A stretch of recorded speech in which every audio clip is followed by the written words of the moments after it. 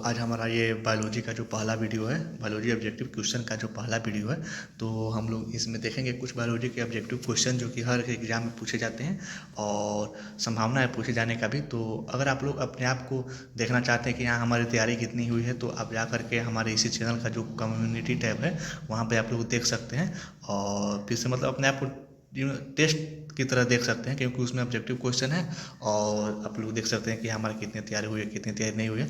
और बहुत सारे ऑब्जेक्टिव क्वेश्चन जो आते हैं और फिर उसके बाद से जो आने वाले हैं सब हैं, और अभी भी अपलोड किया हूँ और फिर आगे भी अपलोड करता रहूँगा। तो बस ठीक है। तो देखिए हमारा जो पहला क्वेश्चन है ये है कि ह्यूमन सेल्स आर कॉल्ड, मतलब मानव कोशिकाएं कहलाती है। यहाँ पर तो आप लोग बता देना चाहता हूँ कि हिंदी जो है हमने ट्रांसलेट किया है और बाकी इंग्लिश ही मैंडेटरी है, मतलब इंग्लिश को ही मान्यता दिया जाएगा यहाँ पर भी।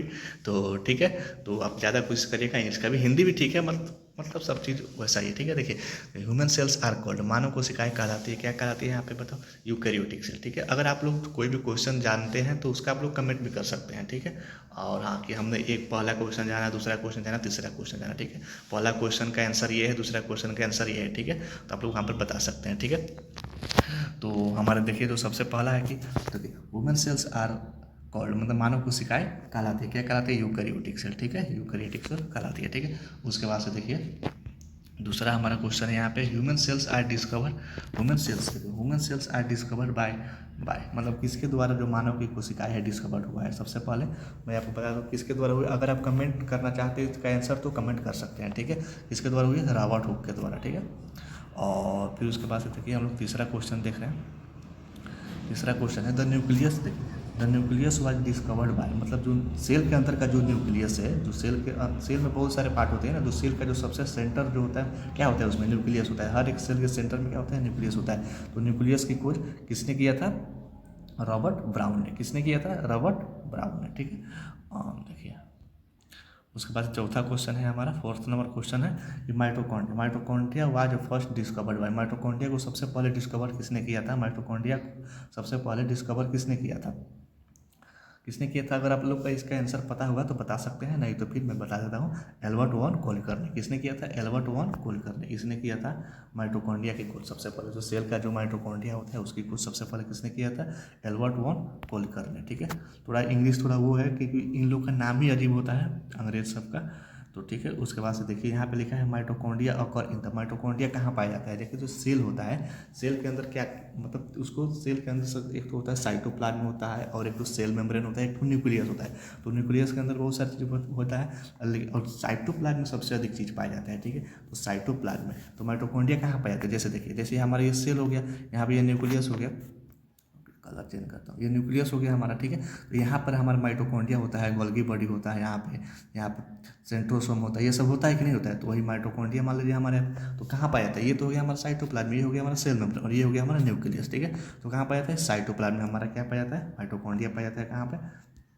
माइटोकॉन्ड्रिया पाया जाता है हमारा साइटोप्लाज्म में। ठीक है, ठीक है, उसके बाद से 6 नंबर क्वेश्चन जो है, 6 नंबर क्वेश्चन क्या कहते हैं? पावर हाउस ऑफ सेल किसे कहा जाता है? पावर हाउस ऑफ सेल किसे कहा जाता है? मतलब सेल के power house of cell is called, मतलब कोशिका का पावर हाउस किसको कहा जाता है? जैसे हर एक कहा जाता है, पता है आपको? माइटोकॉन्ड्रिया को। ठीक है, इसको पता ही होगा, बहुत सारे लोगों को पता होगा। ठीक है, और उसके बाद 6 नंबर हम लोग को हो गया क्वेश्चन। 7 नंबर क्वेश्चन देखेंगे, endoplasmic reticulum is also called the, मतलब इंडोप्लाज्मिक रेटिकुलम को हम लोग और किस नाम से जानते हैं? ठीक है, तो इसको आप लोगों को पता होगा तो बता दीजिएगा, नहीं तो इसका क्या है नाम है इसका? अर्गेस्टोप्लाज्म। ठीक है, अर्गेस्टोप्लाज्म के नाम से भी जानते हैं इंडोप्लाज्मिक रेटिकुलम को। ठीक है, जैसे गोल्गी कम्प्लेक्स है, गोल्गी कम्प्लेक्स, ये जो गोल्गी कम्प्लेक्स है इसको किस नाम जानते हैं? गोल्गी बॉडी के नाम से जानते हैं कि नहीं? वैसे ही इंडोप्लाज्मिक, मतलब एक चीज़ का दो दो नाम होता है, तीन तीन नाम होता है। तो फिर यहाँ पे इंडोप्लाज्मिक रेटिकुलम को और किस नाम से जानते हैं? अर्गेस्टोप्लाज्म के नाम से जानते हैं। ठीक है, उसके बाद 8वां नंबर क्वेश्चन देखिएगा, 8 नंबर, साइटोप्लाज्म डिस्कवर्ड बाय, सबसे पहले जैसे माइटोकॉन्ड्रिया को रॉबर्ट वॉन कोलकर ने किया था, वैसे ही साइटोप्लाज्म का खोज किसने किया था? साइटोप्लाज्म का खोज रॉबर्ट ब्राउन ने किया था। ठीक है, नहीं रॉबर्ट ब्राउन ने नहीं, रॉबर्ट ब्राउन तो उसने रॉबर्ट हुक ने किया था। किसने किया था? Robert Hooke. इन लोगों का नाम थोड़ा सा सेम है, केवल रॉबर्ट देखिए, रॉबर्ट ब्राउन है, यहाँ पे हुक है, इसलिए थोड़ा सा। तो किसने किया था इसका? रॉबर्ट हुक ने। ठीक है, उसके बाद से देखिए 9 नंबर जो क्वेश्चन है वो, तो थोड़ा कलर चेंज कर देता, यहाँ पे देखिए जो गोल्गी अपरेटस ऑल्सो कॉल्ड, जैसे मैं आया था वहाँ पे गोल्गी अपरेटस ऑल्सो कॉल्ड, मतलब गोल्गी अपरेटस को किस नाम से जाना जाता है, गोल्गी कॉम्प्लेक्स और गोल्गी बॉडी दोनों नाम से जाना जाता है। ठीक है, तो यहाँ पे इसका आंसर क्या होगा, सी होगा। ठीक है, both Golgi body and Golgi complex. ठीक है, गोल्गी अपरेटस को। ठीक है, उसके बाद 10 number question, who is called father of genetics. Father of genetics किसको बोला जाता है, किसको बोला जाता है, मेंडलेव को। फादर ऑफ जेनेटिक्स किसको बोला जाता है, मेंडलेव को। Who is called father of genetics, father of genetics किसको बोला जाता है, मेंडलेव को बोला जाता है। ठीक है, उसके बाद से देखिए द स्टडी ऑफ बोन, जैसे हर एक चीज़ का अपना अपना स्टडी होता है, वैसे यहाँ पे देखिए study of bone, the study of bone is under the branch of science is called, मतलब देखिए हड्डियों के अध्ययन को, सीधा सदाई से इसका एग्जाम्पल है कि हड्डियों के अध्ययन को क्या कहा जाता है। ठीक है, सीधा सदाई से इस एग्जाम्पल क्या है, हड्डियों के अध्ययन को, थोड़ा और छोटा कर देता हूँ। ठीक है, देखिए हड्डियों के द स्टडी ऑफ बोन, मतलब हड्डियों के अध्ययन को क्या कहा जाता है, ऑस्टियोलॉजी। ठीक है, ऑस्टियोलॉजी। वैसे ही देखो सेल के अंदर क्या बोला जाता है, साइटोलॉजी, वैसे ही हड्डियों के अंदर क्या बोला जाता है, ऑस्टियोलॉजी बोला जाता है। ठीक है, उसके बाद से देखिए यहाँ पे देखिए तो who was the invent of blood group, blood group का आविष्कार किसने किया था। ठीक है, इन्वेंटर बोल सकते हैं या डिस्कवर बोल सकते हैं। Who was the discover of blood group का आविष्कार किसने किया था। कमेंट अगर जानते हो तो कमेंट कर सकते हैं, अभी मतलब ऐसे नहीं, अब जानते होंगे तो भी आप बोल सकते हैं कि हाँ पहला का ये आंसर होगा, दूसरा का ये आंसर होगा, तीसरा का ये आंसर होगा। ठीक है, आप वहाँ पर भी कमेंट कर सकते हैं। ठीक है, इसका आंसर क्या होगा, लैंड स्टीनर। देखिए इन लोगों का नाम कितना अजीब है, लैंड स्टीनर। ठीक है, उसके बाद से देखिए हमारा 13 नंबर जो क्वेश्चन है वो देखिए, who detect the R H factor, मतलब आर एच फैक्टर को सबसे पहले किसने पता लगाया था। ठीक है, आर एच फैक्टर को, जो आर एच फैक्टर है उसको किसने डिटेक्ट किया था सबसे पहले, लैंड स्टीनियर, जो लैंड स्टीनियर है वो, और फिर से विनियर ने। ठीक है, इन्होंने सबसे पहले किया था। उसके बाद जो 14 नंबर क्वेश्चन है वहाँ पर भी देखिए क्या बोल रहा है, तो देखिए which of the following blood groups can a,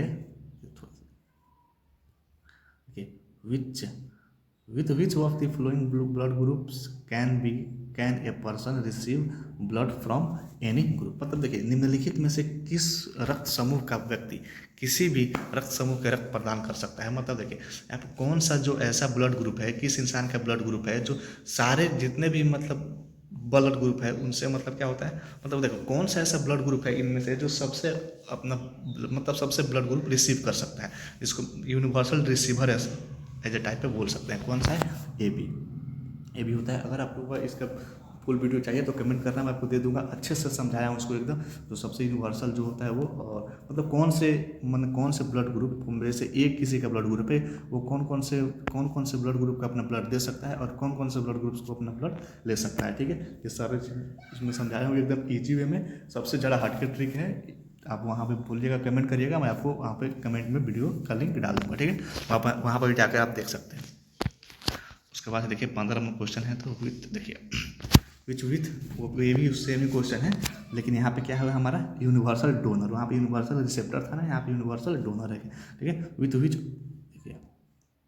which of the following blood groups is a person called a universal donor, निम्नलिखित में से किस रक्त समूह वाले व्यक्ति को सार्वभौमिक, देखिए यहाँ पे थोड़ा इसका हिंदी मुझे भी नहीं पता है कि इसका अर्थ क्या हो, दाता कहा जाता है। ठीक है, क्योंकि ठीक है किसको कहा जाता है, ओ को। ठीक है, अब जो 15 नंबर है इसका आंसर क्या है, ओ होगा। ठीक है, यूनिवर्सल मतलब डोनर, मतलब सबको अपना ब्लड ग्रुप दे सकता है। कौन दे सकता है, वो दे सकता है। ठीक है, उसके बाद देखिए यहाँ पर 16 नंबर देखिए क्या है,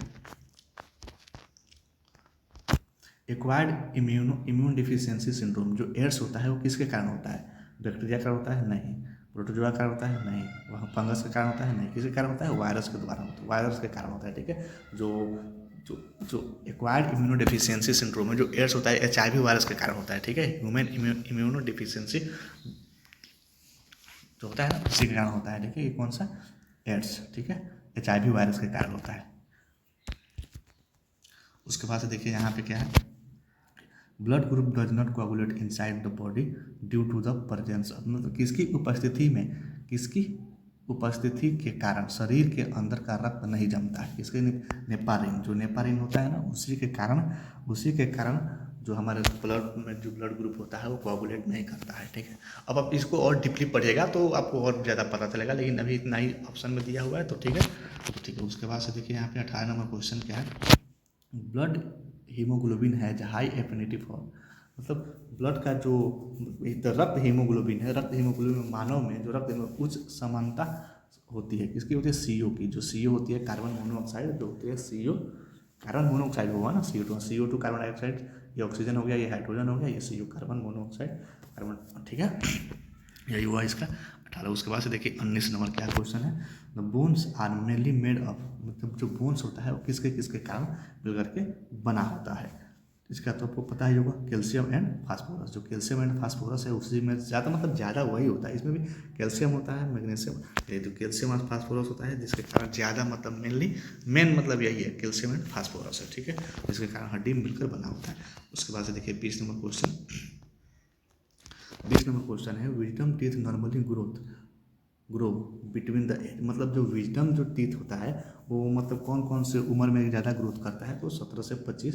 जो मुझे लगता है विजडम टीथ, मुझे लगता है कि अकल जो दांत होती है वही 20 से 25 में। आप लोग देखते हैं ना, जो अंदर का जो दांत होता है ना, एकदम अंदर वाला, वो एक एक करके जब निकलता है, ठीक है। तो उसलिए बहुत दर्द करता है, खाना भी नहीं बन पाता है, तो मतलब खाने चबाना भी नहीं बन पाता है आपसे, ठीक है।